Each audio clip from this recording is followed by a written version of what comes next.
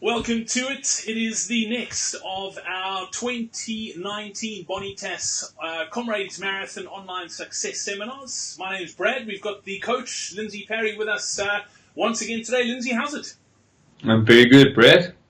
Looking forward to this evening. Yeah, I absolutely love these seminars that we do. It's one of my favorite nights of the sort of year that we do in the build-up, sort of every month that we do it. And I just want to make sure that everyone can see and hear us. If you can, give us a thumbs up, a like, or a love. And also, we want to know where you're joining us from tonight. One thing I love about these seminars is where people join us from around the world. So in the comments below, let us know where you are joining us from. And also, how many comrades you've done. If it's your first, if you're an out-and-out novice, if it's your first up run in 2019, or if you're an old hat at this and you've been around the block a few times, so to speak, let us know in the comments. I see lots of comments coming through, which is great news. And we've got a few people on. Just a massive thank you to our sponsor for this evening's online seminar. It is brought to you with the compliments of Bonitas. And if it wasn't for Bonitas, these seminars definitely wouldn't be possible. So, yeah, a massive, massive thank you to them. And just to give you some housekeeping tonight, this is what's coming up in tonight's seminar, where you should be right now, what you should be focusing on for the next 4 weeks, how to plan your races, how important is seeding when it comes to Comrades, and as well as a Comrades Marathon or a list of Comrades Marathon resources that you can use in the build-up to Comrades 2019.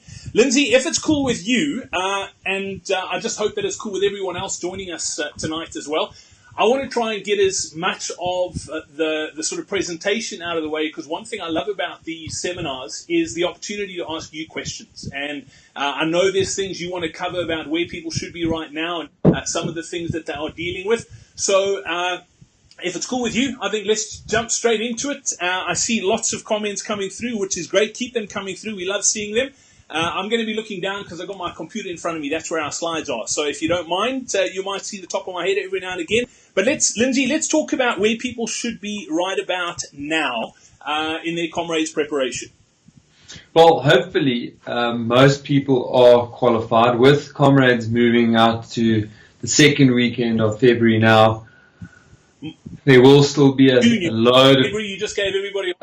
Right. Yeah, sorry, they all missed the race. Sorry. 9th of June, it means, qualifying will probably continue up to about the 17th of March. But still, it is an advantage to be qualified now. I've got myself a neat little app which now sits open on my desktop at all times. And we are 14 weeks, 5 days. My clock has stopped. I need to refresh this app quickly. But we are 14 hours.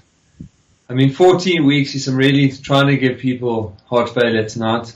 14 weeks, 5 days, 8 hours, 56 minutes, and 24, 23, 22 seconds away from Comrades. So that's exactly where we are now. Is that your final answer, Lindsay? Yeah. So, the reality is that at 14 weeks, we're starting to swim into it. That essentially means that your 10 peak weeks of training, as I like to call it, or Comrade season, is kind of starting now. So that's why I prefer people to be qualifying out of the way, or certainly happening at the latest this weekend coming up, a recovery, and then we want to build up over the next 2 or so weeks tops, because we're in the process of building out, so that we can hit from about the middle of March at the latest, all the way through to 4 weeks out from Comrades, where we'll start to taper. And those really are, we literally now are entering the most important period for preparing for Comrades. Yeah, absolutely. Now is where it starts getting quite serious. I see lots and lots of comments on in the comments stream. So if if you have just joined us, welcome. I'm Brad Brown. We've got Lindsay Parry, the Comrades coach, with us once again. And if you wouldn't mind, I forgot to ask at the top of the seminar as well, if you are in a running group or a Facebook group, or if you know anybody else running Comrades, if you wouldn't mind sharing this, just hitting the share button below and popping it into the group, the relevant groups. And also, if you know anybody running, please tag them in the comments below as well, so that they can see this broadcast too. Lindsay, let's talk about, that's obviously where we are right now. And as much as you've mentioned, that's quite broad. It's not set in stone. Some people will be slightly ahead. Some people will be slightly behind. You don't need to panic if you're not exactly where you say right now. Am I correct in saying that? Yeah, they absolutely are right. But, it's always good to remind people where we are. And 14 weeks does make it feel a little bit it's around the corner. Well, it's almost 15. If we include the days that are left, we're just about 15 weeks out. So there's time. And I always tell people you can make really big progress essentially every 3 weeks. So pretty much got 5 blocks of improvement ahead of us.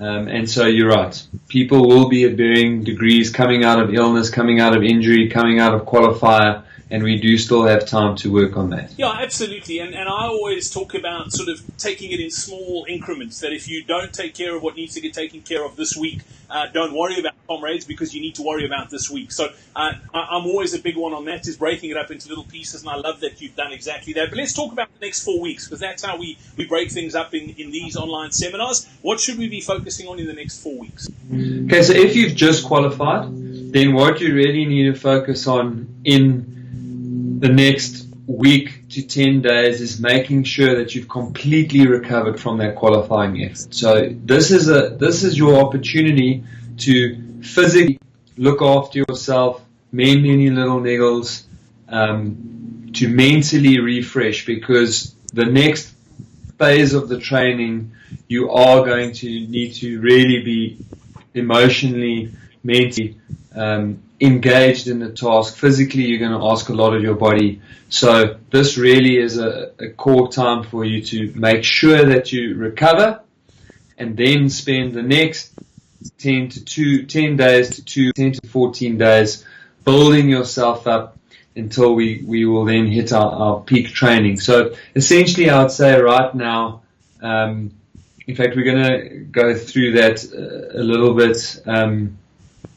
Let me just park that for a second and then talk a little bit about the people who still need to qualify. So as we move further or closer into the middle of March, I would encourage people to worry less about seeding and more about just getting your qualifier and ensuring your place on the start line. Now, obviously, I am also now talking to people who to run 450 for Comrades. For a marathon, that's giving the absolute best effort. And if you are in that category, then you just have to be mindful of the fact that once you've qualified, there just must be some recovery time, because even if you start to feel, because of the things I'm saying here, that you're a bit panicked and you're running out of time, if you don't give yourself an opportunity to recover and look after your body, then you're going to hit our biggest risk of not finishing, which is getting injured, being sick.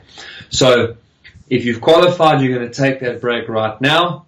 If you haven't qualified yet, you're going to try and build that qualifier into part of your training. So hopefully you're a good enough runner that you can run 20 to 30 minutes slower than what you're capable of, so that you can essentially use that qualifier as a training run and you can continue to train. But if you're not good enough to do that, then you do just have to be mindful that you're going to need a week that you can actually recover and allow your body to look after itself. And also, running a hard marathon does tax you mentally. So again, we need to stay mentally fresh. So you really do want to take that time to recover. Because a lot of us have built up to a marathon and a qualifier now, we've actually had a really good start to the year in terms of training. So in the previous webinars, we were talking about how we don't want to focus on Comrades too early, and January and February is not really about Comrades, and it's about creating the habit, and it's about building up. And But that habit has been created, and you guys have gotten yourself to a point where you actually are pretty fit, and we've prepared our bodies now to handle that work or the workload that we're aiming for. What does that workload mean per medal? That's quite an important question, because everybody wants to know from you how many kilometers you should be running, and I don't love putting a number on it. I must be honest that I don't love putting a number on it. It's one of the reasons why the Comrades or the official Comrades programs are in time, because we'll end up with the kilometers that we end up at. But having said that, we do it's not bad to have an idea, and of course people are going to ask that question, so if I don't give it now, people are going to be asking it later in this webinar anyway. So we'll start off with the finishes, and for the finishes, for me, we're looking to take you from in the region of 40 to 55 Ks per week into your peak training to around 60, 70, possibly 75 Ks as an absolute max. There will be weeks that are bigger than that, because you will have weeks where you do a marathon or you do an ultra, but as a general rule, you're probably looking at your stock standard peak weeks have been somewhere around the 60 to 70K mark. For the bronze, we're looking to take that up to around about the 80K mark. For Bill Rowan's, sorry, I'm skipping a medal there. We have a new 10-hour medal now. Charlie, we're probably looking at getting to close to 90Ks, 85 to 90Ks. Doesn't necessarily always mean running more distance than the bronze. It's sometimes more just a differentiation in slightly better runner, because that was always a big gap, 9 to 11. And then your Bill Rowan guys are definitely pushing the 90, scraping 100 Ks. And then silver medal depends a little bit on ability and experience, but you're probably looking at somewhere between 140 to 120 to about 150 kilometers per week in your peak training for the silver. And the silver and the Isabel Roche Kelly, which is the new medal for women who run under 7.5 hours, they're probably quite similar. But also I do find when you get into that level, that 7.5 level, runners tend to know themselves a little bit better. There's a much broader range of mileage. Some people focus a little bit more on intensity and speed work, and some people will focus more on a little bit of volume, and we'll touch on that part a little later in the presentation. But at least that gives you a little bit of an idea of what you're aiming for to gear yourself up for in that peak training, which is going to, by the end of this next 4 weeks, you will be in that peak mileage. Absolutely. All right, Lindsay, let's talk about planning out basically from now to Comrades, and particularly around races. And you mentioned Comrades seeding. How important is Comrades seeding in the greater scheme of things? Look, obviously, psychologically, it provides a big boost not to be in H, or if you're in G, to get yourself into F. But on the day, what it really amounts to is 2 minutes. So every time you move forward in a seeding pen, you're probably saving yourself 2 minutes on race day. And one of the things I stressed quite a bit earlier on in this webinar is that every time we run one of these, we have to take some downtime. We have to allow ourselves to recover. And if we don't, we're going to run into injury. And to give you an idea why I will harp on this over the next 4 webinars this one and the next 3 that we're doing, is quite simply because 68% of the people who don't finish Comrades start with an injury. And that's not something that we've picked up through observation. That's runners not finishing. We ask them, why did you not finish Comrades? And 68% of those answers, or 680 of every 1,000 people who don't finish because they started with an injury. So for me, chasing seeding is really a good way to increase your risk of injury. It's definitely going to have an impact on your training, because either you're going to take a week to 10 days of recovery, which you must do. And if you don't, you're crazy, because then you are really increasing your risk of getting injured. And if you don't take that break, even if you don't get injured, the quality of your training for the next 2 to 3 weeks will really suffer, because you will be tired. And that's also why we take a week to 10 days to recover properly, so that when we do start training, we can train properly. But if you don't recover, you either get injured or the quality of your training suffers. So for me, chasing seeding or looking to improve your seeding once you qualified, it doesn't make sense. So you need to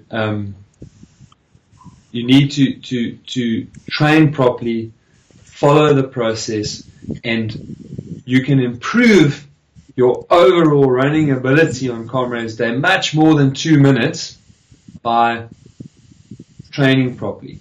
And that's why planning the races becomes so important, because yes, we will do some marathons and a ultra as part of our training. And I know that there's a few internationals sitting there listening to this and going, you don't use marathons for training. Marathons are marathons. But the reality is that we're going to do a couple of marathons and ultra in the build-up here, and we've got to space them out, because even though we're going to do them as training, and we will recover from them pretty okay to train, if we've run them easy enough, they will still linger in our system, because a marathon is a marathon. And the international people listening to this are absolutely right. It's South Africans that are a little key. So plan those races so that they are at least 3 weeks apart. You should not be running 2 marathons or a marathon and ultra within 1 week of each other. Okay, that is a really good rule of thumb that I've found has worked extremely well for the majority of runners over the years. So you want to space those out, and those 40 plus runs, again, they are not for you to test how well your training program is doing. They are actually part of your training program. You can pencil in the odd time trial, 8K time trial, 10K race, 21K race. Maybe in 15 weeks, I'd say you're going to do 2 to maximum 3 of those, where you can actually put in a race that you're going to run hard, but it's going to be 21Ks or less. And that will give you a really good idea of where your training's at, and you will bounce back from those really, really fast. So within 72 hours, probably be totally recovered from that. Because if you keep racing, even if you race those 20 minutes often, but certainly if you race the longer ones, then you are going to risk getting injured, but even worse, you're going to get tired. And the worst thing about Comrades, honestly, is that you will only know if you got your training right around about 60 Ks into the race. So if you start with tired legs, you'll know at 60 Ks, because your race will be done, and you will struggle all the way to the finish. Of course, by the 70, 75K mark, then we are all done, and it's all about mental that gets us through that last bit. But you don't want to be running along, and at 60 Ks, there's nothing left. And that will happen if you've raced too much, you've got tired legs. So that is why planning that is really so important. Yeah, absolutely. Lindsay, just a quick question. I'm going to pop into, don't forget as well, if you have any questions, feel free to pop them into the comments. We're going to be asking Lindsay as many of them as we possibly can. And we got one in from, let me find where it was. I think it was from, there we go. It was from Paul. And let me pop it onto the screen so we can actually see it. Paul was saying, is an F seeding fine for a novice? I think it's a great question, and it doesn't mean F seeding, but you get the gist of the question, Lindsay.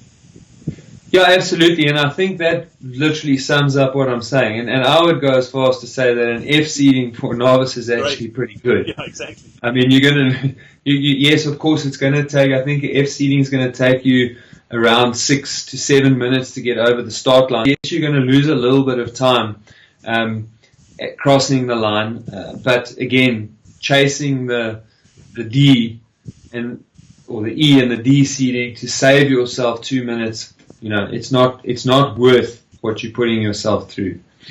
Absolutely. Another question, Lindsay, that had to do with sort of the amount of marathon, ultra marathons. It was from Lila.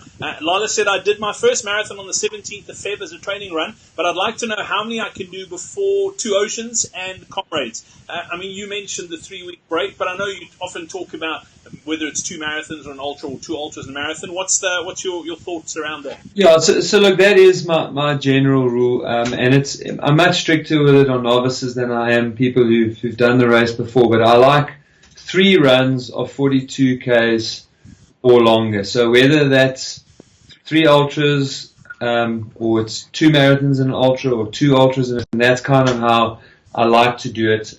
Having run one of those that early, probably going to end up with 4, but I wouldn't go beyond that. So essentially looking at now from the 1st of March to race day, we're looking at 2 marathons and an ultra, and that is plenty. Right, yeah, lots of great questions coming through about individual races, but you know the calendar and the exact dates. Obviously, we don't have the entire race calendar in front of us. So if you're asking about what about this ultra and this ultra, are they too close together? Just look at the race calendar. As Lindsay said, if they that period apart, then it's fine. But yeah, just another question while on that, Lindsay, about the recovery. It's from Marius. Marius is asking, when you say recovery, 7 to 10 days after a marathon, what exactly does that entail? Is it no running? Or like lower mileage? Is it 5 to 10k runs? What's the story? So it's no running until you are completely pain free. So if there's any stiffness, people think pain is only a injury, and they think stiffness is just some lactic acid or whatever that needs to be run out. No, any muscular joint or any other kind of pain, post-marathon, we don't start running again until we're completely pain-free. And then you can either, for the rest of that week, and my preferred option is to jump onto a bicycle and do some cycling, or to get on an elliptigo or cross-trainer or that type of machine until the end of the week, and then to spend the beginning of the next week a few easy runs to make sure that the legs are hundreds, and then we go again. But yeah, after those first 3 days of rest, typically most people are pain-free, and then you can start doing some 30 to 40 minute easy jogs for the rest of that week, and then get going. So that's what those 7 to 10 days mean, is that the initial till you pain-free, there's nothing, and then there's very light, easy jogging until you can actually feel my legs are ready to go. Lindsay, we get asked this question every year, and it's actually popped up slightly earlier, which I'm glad, because it's an important question, and there's a few races on the calendar. I mean, you joked about the internationals thinking the South Africans are crazy running marathons for training, but there's a few events on our calendar that are, and I put it in inverted commas, training runs that people are asking if they could or should run. One of them is the Cosmos 3-in-1, and for those of you who don't know what it is, it's basically a 42, a 21, and a 10K all on one day. Then there's the Easter 100, which is 100 kilometers over 3 days over the Easter weekend. And then there were a couple of other clubs that are doing really long sort of club runs. What are your thoughts on those really long ones, particularly over one day? And should people be running the Easter 100 and those sorts of events? So I don't like the Cosmos at all for anybody. So for me, there it's not even around. It's not around experience or how much you run. I really don't like. Essentially, people are pretty much running Comrades in one day, and I'm if you listen to any of my stuff or have listened to any of my stuff, there's no, it doesn't fit in with my philosophy at all. There are people who swear blind by it, and if they're going to run it, they're going to run it. But for me, I believe that is a really beautiful marathon. So go for it and run the marathon. But I can't advocate for everyone doing the 3-in-1. The Easter 100, I'm a big fan of the Easter 100, but again, I would only advise the full 100 for quite experienced Comrades runners, or silver medal and faster Comrades runners. For people that are relatively new to Comrades and they've only done one or two, or they're training for their first one, I'd say the long one on the Friday and the shorter one on the Saturday. is enough. That's plenty for me, and I would promote. I mean, on the Sunday, and I'd encourage most people should probably leave out the Saturday. Once you've got 3 or 4 comrades under your belt, and you've got the experience, and you are a faster runner, then it's a really good weekend of running. And obviously, I'll then just encourage a day or two of rest or very little training after that, so that your body can really absorb that. Yeah, absolutely. Lindsay, let's talk about how to minimize risk and track progress in this whole thing. I think you mentioned it as opposed to racing. I'm guessing that's the 8K time trials that you mentioned? Yeah, so that's exactly it. So you minimize risk by reducing how often you race, and ensure that you don't run your long ones, your 40s and your 42 pluses hard. I mean, those are the scenarios that increase your chance of getting injured, and then you can track your progress by racing shorter races. So yeah, I mean, that's really just I kind of covered that point when I was talking about planning. Use 21Ks and shorter, and you only need 2 or 3 of those to really measure how well you're going. Yeah, absolutely. All right, Lindsay, let's talk about speed work. It's a question that pops up quite often on these sorts of platforms and on the Coach Parry website as well. People talking about doing track work and speed work. What are your thoughts around speed work, particularly training for a race like Comrades? Yeah, so the question I get from everybody is speed work important? So I'm going to break it down amongst those other points people can see on the slide, and let's have a look at what the goals of speed work are. So speed work obviously trains slightly different energy systems. It improves the coordination of muscular contraction. It helps to improve economy, and its end goal is that it's going to make us faster. So is it important? I feel like it can play an important role in any program, regardless of what you're training for, provided it's done well. And then I'm going to move right to the bottom of the slide. So I'm not going to go into that yet, because I first want to unpack why we do speed work. And I guess in a sense what I'm doing here is explaining to people why there's a lack of speed work in most of the programs that I set up on the Comrades website. And it's simply because I break down what is it that we are training for. We're training for Comrades. It's an 87.6 kilometer race. And for the vast majority of the field, speed isn't going to be their limiting factor on race day. Obviously, if you're at the front end of the field and you're trying to race or trying to get a gold medal, you've really got to try and be faster than the person next to you. So the faster you can be on the short end, probably the faster you're going to be on the long end. So there, obviously, speed work needs to be done. But if we look at a silver medal, which is for us mere mortals is probably the best we could ever hope for. Although only 5% of the field gets it, so maybe I'm choosing a bad example. But to put yourself in the reckoning for a silver medal, you need to be running a 3-hour marathon, which also means you need to be running that marathon at 4 minutes and 15 seconds per K. To run a silver medal is just over 5 minutes a K. So it's almost a minute slower. So speed is ultimately not the thing that's going to trip you up on race day. For the sub 9, which now we're talking about the top 25% of the field, it's about 5 minutes a K to qualify for the marathon, and it's 6 minutes a K. So that's a full minute slower. So speed isn't your limiting factor.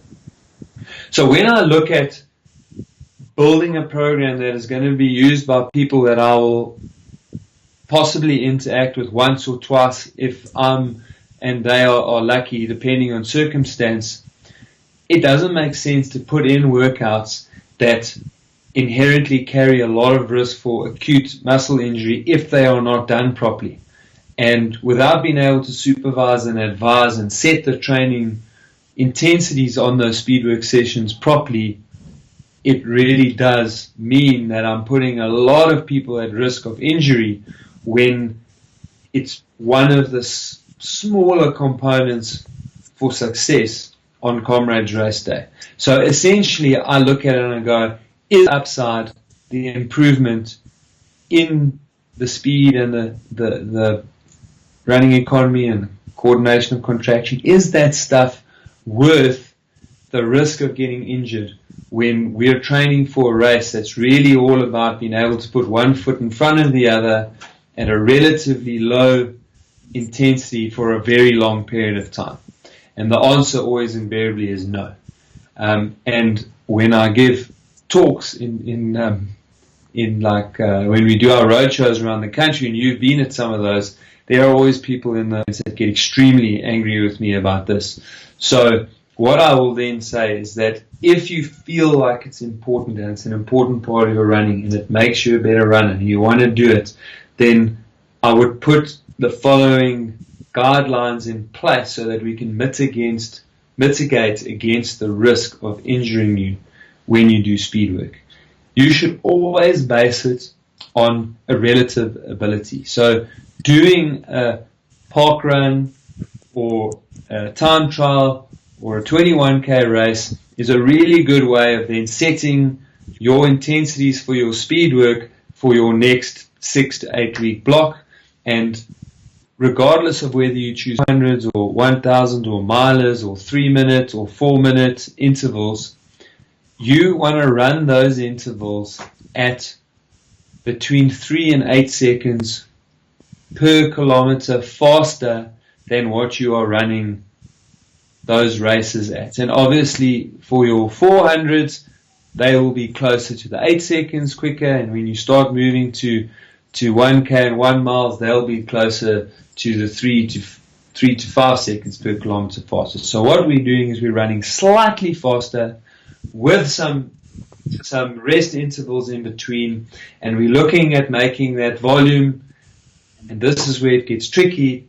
The volume of the hard running is going to be somewhere between 20 and 40 minutes, and that will again depend on whether we're training to get a finish, a bronze, or a silver medal. And the slower the medal is that you're training for, the greater risk you are at of getting injury by running fast, because your biomechanics aren't as good as the people up at the front of the field.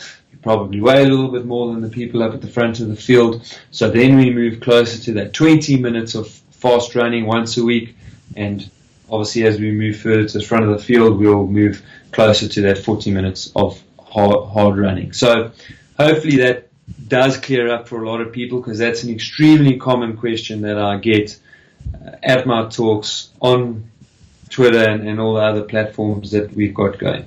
All right, Lindsay. Andrew Watt is also asking, when you're talking about speed work, he was saying, what about hill training? Are hill repeats, not sprints, preferable to speed work?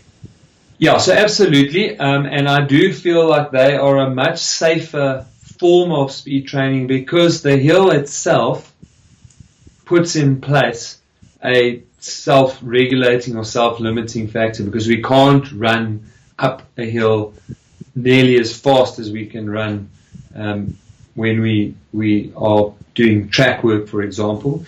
And it also, when we're running uphill, it also limits the range of motion ever so slightly. Having said that, if we do hill work week after week after week after week after week, which turns into month after month, then you can start putting unnecessary pressure on your glutes, hamstrings, soleus, and Achilles. So I would say now, as we're moving into this peak training block, especially for the up run, now-ish would be the time to add it in. So in the next 2 or 3 weeks, I would look at putting in hill work, especially if you live somewhere which is very flat and you're not going to be able to prepare yourself for running hills, or you're not going to be able to prepare yourself for the hills of Comrades by running hills consistently through your training. But the question from Andrew is more about, can we use hills for speed work? And absolutely. And when we are training for long runs, marathons and longer, then strength is speed. and so then their hill work becomes an extremely effective way of developing speed. All right, cool. Let's touch on this question from Heather. Heather Robertson saying, what should be the maximum meters or minutes for hill training for comrades? So I generally settle on 2 minutes for most of the field.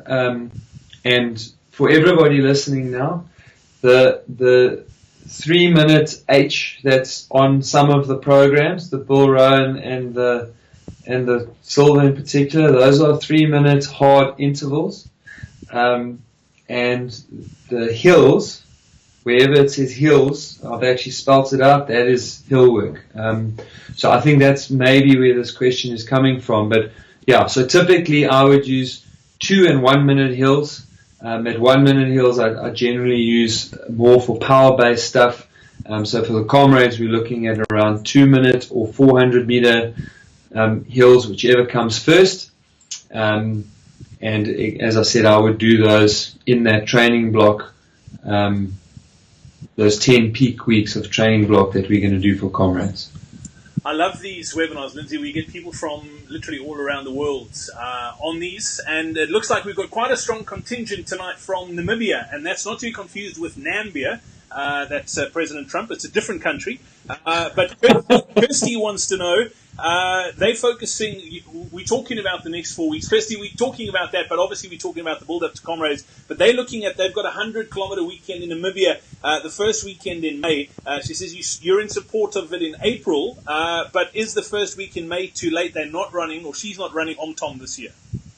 So look, around about that first weekend in May is actually when you should be doing your Comrades long run. So, I mean, I'll say the same thing, that I feel like 100 Ks is probably a little bit too much for novices, certainly, and for more inexperienced Comrades runners. But for someone who's doing their 3rd, 4th, 5th, 6th, then 100 Ks is probably a pretty good substitute over the weekend for a one single long run. And I think that weekend is 1, 2, 3, 4, 5 weeks before Comrades. So I'm actually quite happy with that being it. But then that will be the so-called Comrades long run.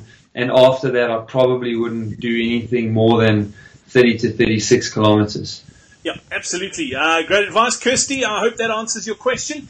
You can keep your questions coming. Please do.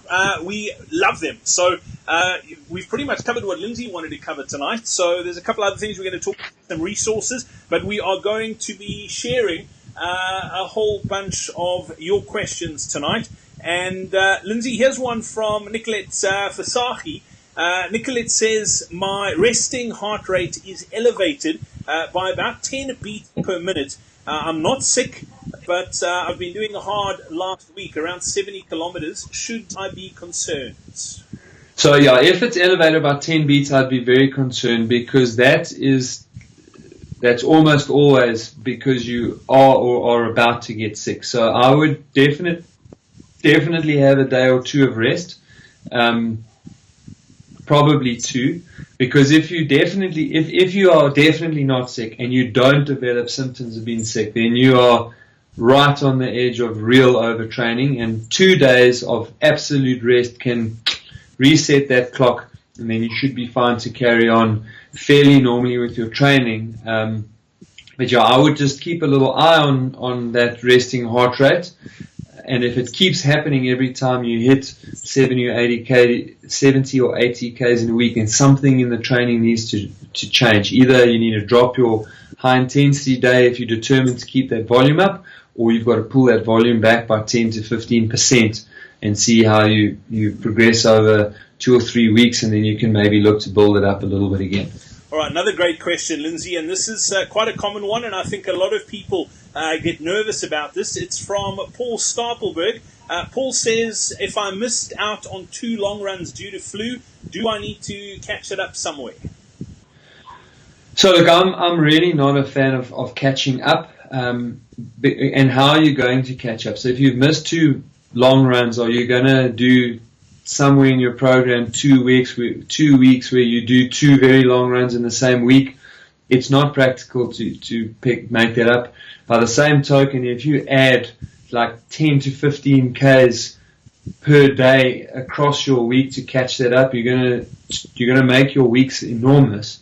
And those weeks that you make really big, they're gonna probably lead to you getting sick again, if not injured. So no, I mean, that stuff's in the past. There are 15 weeks, and as we said, Brad and I right at the beginning of the webinar, you can make really significant improvements essentially every 3 weeks for the next at least 12 weeks. So you are going to improve a lot, and you will catch up your fitness, but if you try to catch up the kilometers, you're going to trip yourself up.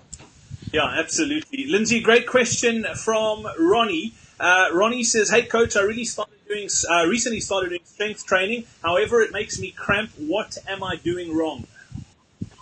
So if it makes you cramp while you're doing the exercise, then there's a good chance that the positions that you're putting yourself into are causing your antagonist and agonist to contract at the same time. And that we've got muscles that work in pairs. Triceps and biceps are an example. Hamstrings and quads are another example.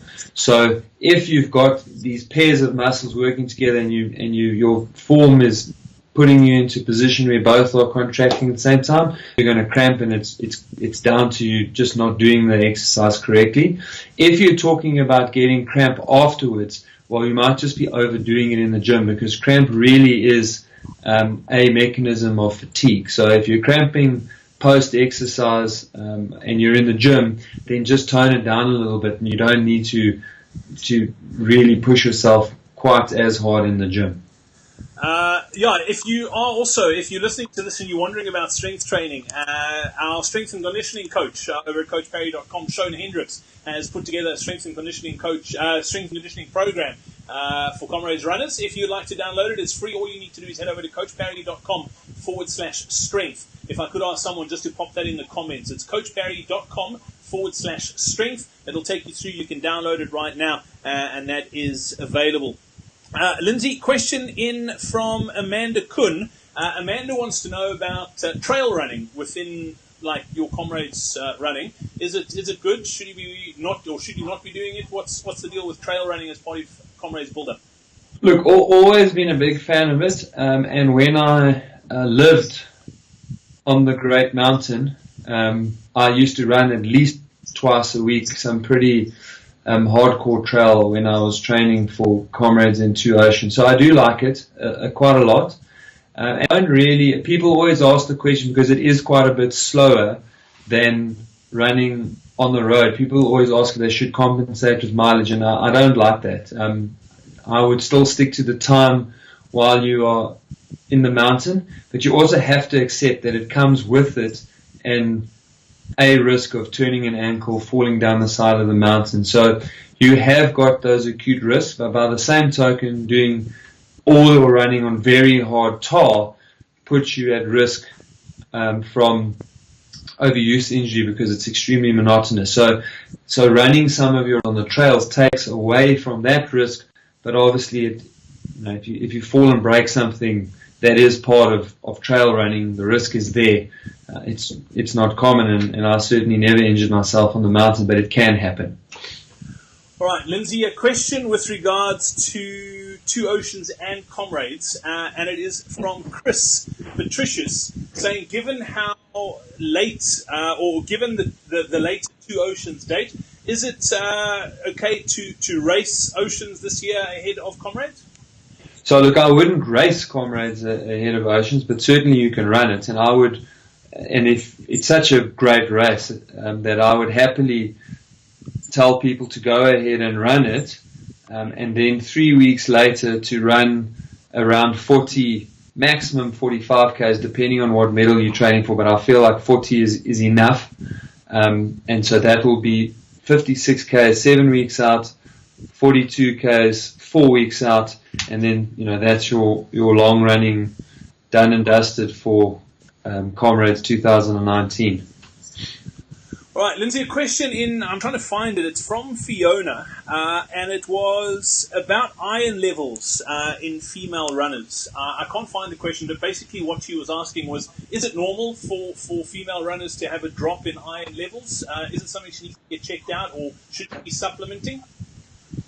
So, look, I don't like supplementing with iron without consulting doctors, but it is it's a risk for all athletes who are training really hard if they're not getting sufficient iron in their diet to keep producing red blood cells. So typically, and the unfortunate thing about when people get to the point where low iron levels are starting to affect them is it's this thing of gradual creep. So if we were really being finicky, we might know that we're slowly getting fatigued, and then suddenly you drop off. And then it does take quite a bit of work to get those iron levels back up and essentially, provide enough iron for the red blood cells to go up. So the only real way to kind of check is if we do have blood tests from time to time, but also if you start to feel really flat in your training and a day or two of rest does nothing to alleviate that horrible, dead, tired feeling, then it's a good idea to go and get a blood test and let the doctor put you on the most appropriate course of treatment to get those iron levels back up.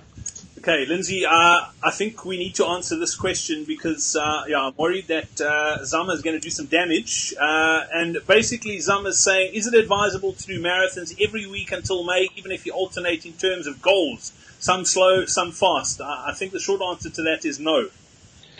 Yeah, so look, I think that basically goes all the way against the 3-hour rule, the 3-week rule, but maybe Zama was out of the room getting a drink when I spoke about that. So I would say no. Of course, if Zama is training for a 6.5-hour Comrades, then there are very different rules that apply to how we train and how much mileage we're doing. But I believe that if you're that good, then you really should be consulting with somebody, whether it's other athletes that are running that level, or it's a coach. It's quite unique then, where if you're running under 6.5 minutes K, you probably run 50 Ks every week on the weekend, 3 weeks in a row, and then do a bit of a recovery. So, these webinars are pretty much designed for what our government would like to call the missing middle.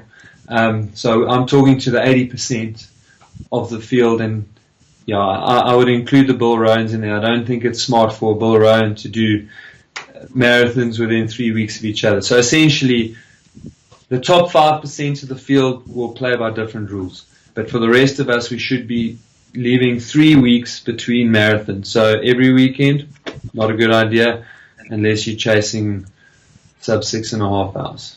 All right, cool question in from Marius Pretorius. It's got to do with qualifying and seeding. He says, does net time mat to mat, does that time count as a Comrades qualifier or not? He read that it is allowed for 2 oceans, but not for Comrades. What's the deal with net time versus mat to mat? No, so Comrades are accepting net times for qualifying, provided that the race in question has a timing mat where you cross the start and obviously at the finish. So they are using net time, but mat-to-mat times don't count for official times. So in the race, it's not going to count for prizes and that sort of thing.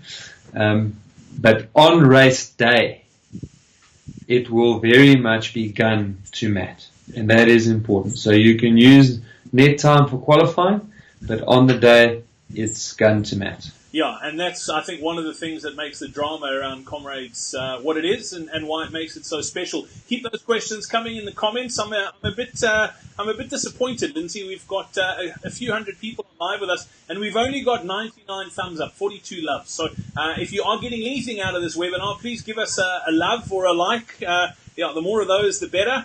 And then I just wanted to share a few resources with you as well before we wrap things up. We've still got about 10 minutes to go, so keep the questions coming. We're going to answer a few more as well. If you are looking for advice and help on your Comrades journey between these webinars. We do them every single month. You can catch our weekly audio podcast, which is run with Coach Parry. You can get that on any sort of podcast player, iTunes, Stitcher, wherever you listen to your podcasts, in Google Podcasts as well. And our weekly Q&A videos. All you need to do is head over to coachparry.com/YouTube. If you aren't following or subscribing to our YouTube channel, make sure you check it out. That's coachparry.com/YouTube. It'll redirect you straight there. And if you're looking for help with your training, make sure you check out the Comrades Marathon Training Roadmap. We've put a step-by-step, literally day-by-day plan together to help get you to Comrades 2019. Every single day we'll tell you exactly what you need to do, what pace you need to run at. You can track all your data on our platform as well. It is super, super, super cool. Also, through our very user-friendly mobile iOS and Android app, you can check those out as well. So if you want to find out more about it, all you need to do, and as I said, there's training programs on there. You can pick up whatever one you are using, with the paces included, which is important, strength, stretching, and warm-up programs as well. And then you get access to Lindsay and the rest of our coaching staff as well every single day in our VIP forum. So head over to coachparry.com/roadmap. If you'd like to find out more about that, you can access that right now. That's what the little mobile app looks like. And a couple of people on tonight's webinar who are using it. And there's been some great feedback on tonight's webinar as well. We are doing this again in a month from now, and I'll tell you exactly what's coming up on it in just a moment. But Lindsay, great question in from, let me see where it was from. There we go, from Andy Mylan Foster. And this is something we're going to be covering at length in the next webinar that we do. And it's got to do with nutrition. Andy said, nutrition ideas. Short and sweet. It's a very short question. The answer's a lot longer. Yeah. So look, I'm guessing the reason the question is there is because gels are either not enjoyable at all, or the thought of having gels for 9, 10, 11, 12 hours is a bit much. So for me, it's about getting in good nutrition, and by good nutrition, I don't mean healthy or whole foods or anything like that. I mean, it's about getting enough in for at least the first 4 to 5 hours of Comrades. And if you do that, so for the first 4 to 5 hours of Comrades, if you can get between 50 and 60 grams of carbohydrates per hour, you can probably go for 3 or 4 hours with very little. And then, of course, if you start to feel like you need more, at that point, I typically find that people can take anything. But it's when you kind of force that intake until you get sick, that then it becomes very difficult to take in at any point again. So what does 60 grams per hour mean? So the energy drinks on the side of the road at Comrades will be Coca-Cola, and they're due to announce now what the other one will be, Energade or Powerade, but essentially they're both the same thing in terms of energy makeup. So Coke has 11 grams of sugar per 100 mils. Powerade or Energade have about 7 grams per 100 mils. Gels have got about 26 grams. And then there's a wide variety of gels and flavors, and some are designed for diabetics, and some have got maltodextrins, and some are pure glucose. So you can really try a wide variety of those. There's lots of little edible gum shots, goos. There's nut butters. One of the sponsors, Comrades last year, and I'm fairly certain they'll be involved again this year, is Race Food. Not Race Food, it's Far Bars and Fast Bars. So those are more solid in your palate. You might like them a little bit more on your palate. Things like cashew nuts, dates, bananas. If you prefer whole foods, there'll be potatoes en route, both of the boiled variety and potato crisps, what South Africans call chips. So I mean, really, quite frankly, anything goes as far as nutrition is concerned. The important thing is that you need to practice it and see how it sits in your stomach, how your body processes it, and also do you feel like you have energy for the long term, or are you running short on energy? And if you are, then we need to talk about how we can increase that. Yeah, absolutely. And if you are wanting help with your nutrition, we're going to be having our sports nutritionist on the next online seminar. Nikki de Villiers, if you've been to any of the road shows with Lindsay around the country, you would have heard her speak. She is fantastic, and it is happening. Put it in your diary right now. Monday the 25th of March, same time, same place. You can register at coachparry.com/webinar. That'll take you through to the page where you can register for the next one. Monday the 25th of March it is. All right, Lindsay, a great question in here, and I like this one because it's, you know what, it's one of those things, like we're talking about best case scenario and when things go really well. We got a question in here from, it's from Chris Williams, and basically saying, I ran qualifying times at Kaapse Hoop and Johnson Crane at around 4 hours 35, but then had a very tough Deloitte marathon this past weekend, and I ran a 5:10. Should I be concerned about this? Look, the main thing I'd be concerned about is really the number of marathons that you're running quite close to each other. So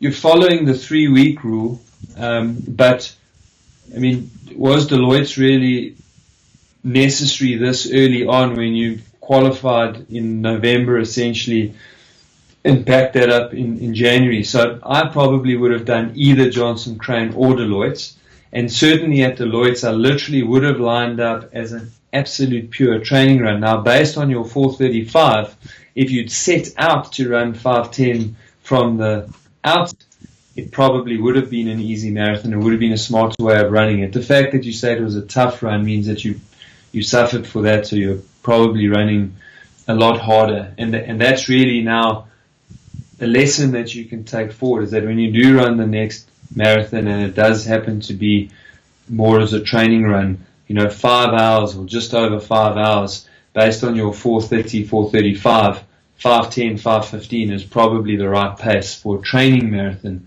So set out at that pace from early, and then it probably will be a comfortable run. All right, let's see. Great question, and this is the $1 million question. We get asked it all the time. We wish we had the solution, out-and-out solution, and it's got to do with cramping. And the guy's name is Benoni. I'm taking it, he's from the East Rand. And he says, how do you prevent cramping quads on longer runs of more than 10 Ks, with more than 10K descents when hitting the flats? Any specific training you can do to do that? The good news is there aren't any flats in Comrades. Is that the right answer? So look, the good news there is that if it's specifically coming from that eccentric load, then strength training is going to make a massive difference. So for you, that is exactly what you're going to do, Benoni. And against the German, you're going to strengthen your quads, and that's going to make an enormous difference.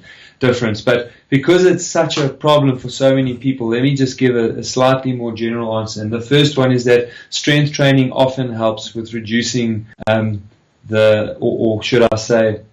extending the time to which cramping starts in a race. So pushing the time out.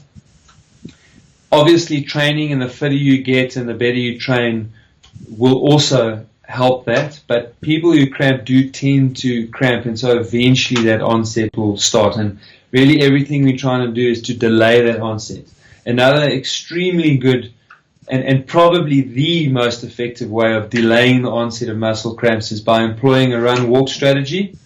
Start early and walk often. Okay, so you need to develop a run-walk style in your long runs and training, and that can be anything from a 10-minute run, 1-minute walk, to a 3-kilometer run, 1-minute walk, 6-kilometer, 10-kilometer. You need to find something that resonates with you, that you've run enough that you almost deserve a walk break, but you want to be doing that as a preventative measure, not as a cure for the cramping. So you want to start walking often and early, and on any big climbs you do extra walking. So for me, if you get onto a hill, it becomes a 1-minute run, a 1-pole run, 1-pole walk, or a 2-pole run, 1-pole walk, that sort of scenario, and that'll keep your legs fresher for longer. and then you can try one of these 4 things, or you can try all of them, quite frankly, and see if any of them work. But if you suffer from cramps, particularly at night, that does often point to a shortage in electrolyte. So then you can take those cramp pills. There's a whole lot of them, and they've all got different names. But you can take the cramp pills, which essentially are electrolytes. You can try a product called Cramp Knot. It's a gel with capsicum, which is the burny element of chili. That's been shown to be quite effective once cramps have started, to stop them from happening. There's also good reports to show that pickle juice, so the stuff that you keep pickled onions and pickles in, you drink pickle juice when you're cramping, that also can stop cramping in its tracks. And then the last one I've heard used fairly effectively is sucking on an antacid, something like a Rennie. So obviously, if you suffer from cramp, it's worth trying all of those. They've all been shown have varying degrees of successes, but they definitely haven't been shown to work on everybody. But those are some of the things you can try to prevent cramping. All right, cool. Lindsay, question from Ian. Ian wants to know about running shoes. When is the last time that, or like close to Comrades, that you can think about changing your running shoes? So look, modern running shoes are pretty much designed to put on your feet and go. It's also why they don't last as long as they used to, because the materials are really good. They don't really need running in. However, you can't know if there's a factory fault in a shoe when you put it on for the first time. So you do not want to run in a brand new pair of shoes. Of course, if something happens and you need a new pair of shoes, you just want to have done at least 3 or 4 runs in them to make sure that there is no factory fault. And I personally find the shoe for me is almost at its absolute best somewhere around 150 to 200 Ks into the life of the shoe. It's still really new, really well cushioned, but my foot has just sunk into that insole just enough that it's really, really good. So as you train in shoes, take note of when that period is for you, and that's the period that you want to go and buy yourself a new pair of shoes for Comrades. Also, from time to time, you just put on a pair of shoes, and when you run in that shoe, it's like, oh my goodness, this is the best shoe I have ever put on my foot. Now, you can go and buy exactly the same model, exactly the same brand, and for some reason, that shoe was perfect. So if you experience one of those, I would get that shoe to no more than 350 to 400 Ks, and I would put it away and I'd save it for Comrades and literally nurse it along, just doing a run here and there in it and making sure that shoe doesn't get anywhere near 600 Ks, and I'll run Comrades in it. Absolutely. All right. Don't forget as well, if you want to check out that Comrades Marathon roadmap that we put together on CoachParry.com, the URL to get to is CoachParry.com/roadmap. If I can ask you, before we wrap things up, because we have just run over the hour mark, if you wouldn't mind, if you got anything out of tonight's webinar, let us know in the comments. Just one thing that you took out of tonight's webinar that you either didn't know or that sort of added value to your training, please pop it into those comments right now. We'd really appreciate that. Obviously, it gives us great feedback about what we're doing. If we didn't get to your question tonight as well, make sure you get to CoachParry.com. There is a search bar on there. I saw a lot of questions coming through that we didn't get to, but I can tell you now the answers are on that website. So if you're wondering about running with insoles, or if you're wondering about anything, go and check out the CoachParry.com website and make sure that you check or just search for whatever it is you are looking for there as well. 25th of March is our next Comrades Marathon online success seminar, sponsored by Bonitas. A huge thank you to Bonitas for making this possible.